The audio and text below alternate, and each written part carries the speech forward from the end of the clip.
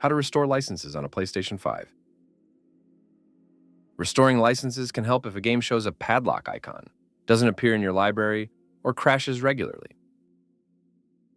Restoring licenses will not affect your data. Open Settings.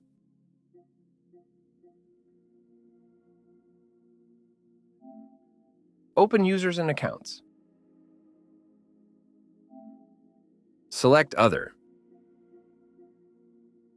Choose Restore Licenses.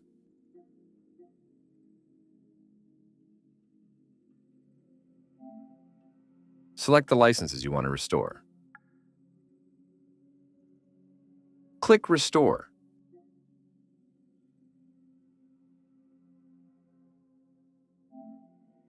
Your PlayStation 5 will now restore the licenses. If you liked the video, hit the like button and subscribe for more PlayStation videos.